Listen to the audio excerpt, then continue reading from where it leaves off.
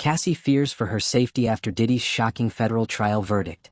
In a federal courtroom that has captivated national attention for weeks, Sean Diddy Combs has finally received a verdict, guilty on 2 federal charges of transportation for prostitution involving his former partner Cassie Ventura and another woman identified only as Jane Doe. The music mogul, who once stood at the pinnacle of the entertainment industry, now faces up to 20 years behind bars. But while the nation digests this shocking outcome, Cassie is gripped by something far more personal and terrifying: the fear for her own safety. Cassie, whose real name is Cassandra Ventura, has long remained quiet about her troubled past with Combs. That silence broke during this emotionally charged 7-week trial, where she courageously testified about the abuse, manipulation and coercion she suffered while in a relationship with a powerful media figure. Alongside Jane Doe, the 2 women painted a harrowing portrait of exploitation and control at the hands of a man once revered by millions. While Combs was acquitted of the more serious sex trafficking and racketeering charges, the conviction still marks a major downfall for the 55-year-old icon. But justice for Cassie has come with an unexpected cost: the return of an old fear. As sentencing looms, Cassie and her legal team are urging the court to keep Combs behind bars as a precaution. Her lawyer, Douglas Wigdor, submitted a formal letter to Judge Arun Subramanian stating that Combs remains a threat, not just to Cassie, but to all those who dared to testify against him.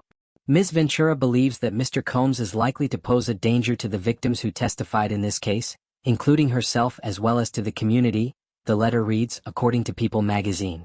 Wigdor emphasized that Cassie's fear isn't hypothetical. It's rooted in years of documented abuse and a deep understanding of Combs's reach and influence. Despite these concerns, Combs's defense team submitted a bond request, proposing a $1 million bail package co-signed by family members and the mother of his eldest child. They argued that the rapper and businessman should be allowed to remain free pending sentencing, citing his long history in the public eye and lack of flight risk. But Judge Subramanian was unmoved. "You full-throatedly in your closing argument told the jury that there was violence here," the judge stated directly to the defense team while denying their request. He declared that they failed to demonstrate that Combs poses no danger to any person, a necessary threshold to grant bail. As a result, Combs will remain in custody while awaiting sentencing, which is currently scheduled for October 3rd. However, the court has also scheduled a hearing on July 8th to consider the possibility of moving up the sentencing date.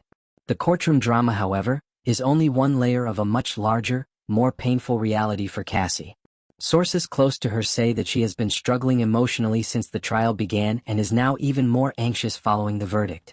While the guilty ruling may seem like a form of justice to some, for Cassie, it has reopened deep psychological wounds and added an additional layer of stress to an already traumatic experience. As her attorney continues to advocate for her safety, Cassie has largely remained out of the public eye. Supporters have taken to social media to express solidarity, with many praising her bravery for taking the stand and helping to secure a conviction. Women's advocacy groups have also stepped in, urging the court to prioritize the safety of victims in high-profile abuse cases such as this.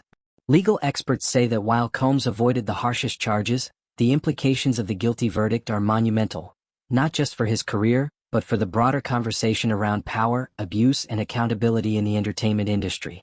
Combs's once flawless image has now been indelibly marred by disturbing allegations that stretch back decades. His legal team is now pushing for a sentencing term of 21 to 27 months, far less than the 20-year maximum he could face. Whether Judge Subramanian will consider a lighter sentence remains to be seen. Given the emotional testimony and the court's emphasis on the pattern of violence, some believe the judge may seek a harsher penalty to send a broader message. For now, Cassie waits in anxious silence, hopeful that the justice system will continue to protect her and the other women who found the courage to speak out. The verdict may have closed one chapter, but the battle for safety, healing, and justice continues.